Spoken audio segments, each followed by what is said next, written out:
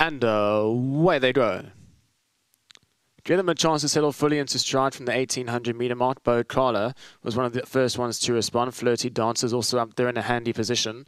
Towards the inside rail, Poorlittlerichgirl is also up there in contention for the early lead. Global Avenue settles back 3 lengths and running alongside Mothership and Namibian Queen. And Sunlit from Heaven's last of all is about 8 lengths separating first to last. They've got just over 1,400 meters left to go. Bo Carla has won the battle for the lead, shows the way by 1.5 lengths. Flirty Dancers racing away in second. Then comes Poorlittlerichgirl, who's joined up to race alongside Global Avenue.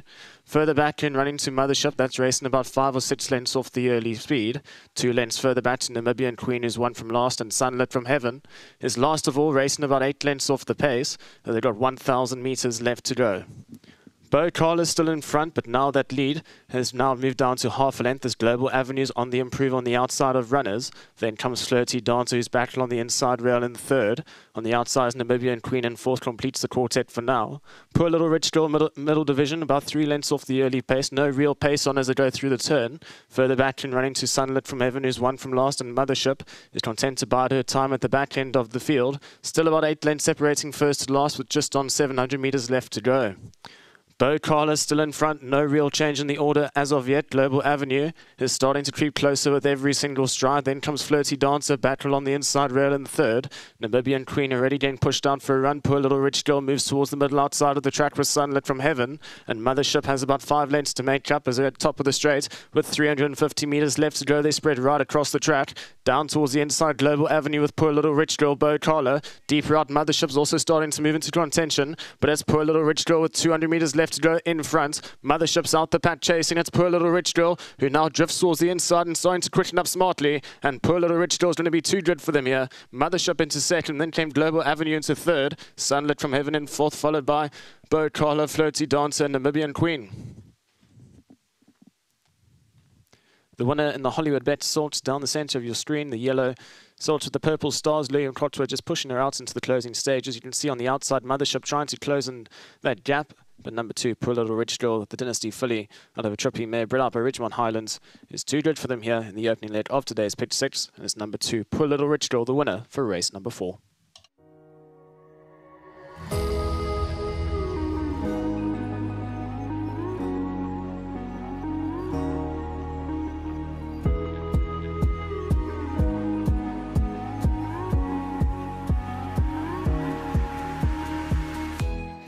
Race 4, the race kept powered by Hollywood Bet's Open Maiden, has been won by number 2, Poorlittlerichgirl, daughter of Dynasty. Well done to Ridgemont Highlands for breeding. And Mr. S. Schwabu, he is the chap responsible for looking after her. And then with me, I've got Barry Donnelly from the Brett Crawford Yard. Barry, well done. Thanks, Vicky. With regards to, she's quite a lightly raced filly, but is this the type of trip she's always been looking for?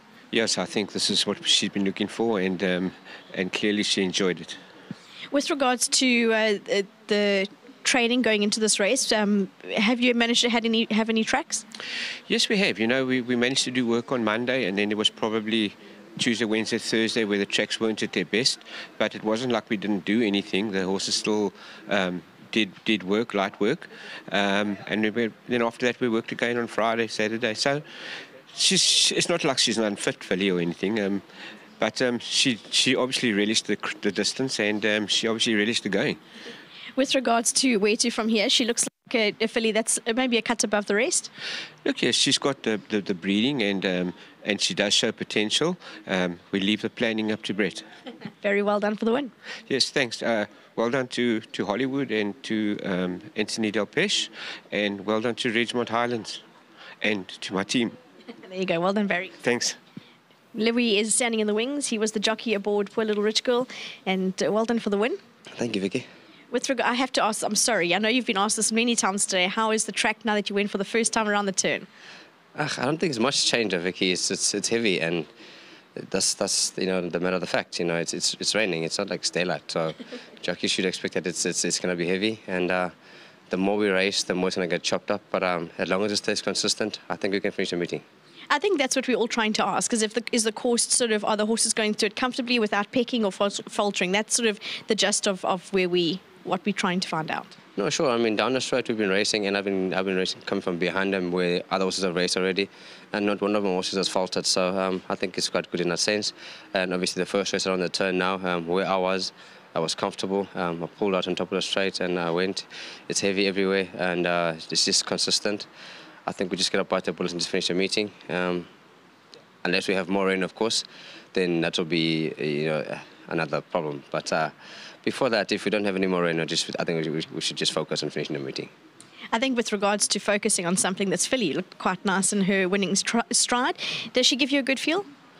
Yeah, at home, she's absolutely moderate at home. I can never catch a feel on her at home. I always, she's just one of those, just go through the motions at home. And also, she was quite a weak filly. But since she's come back from a farm, she felt a lot better. And on the grass, I must say, she's a better filly than at home.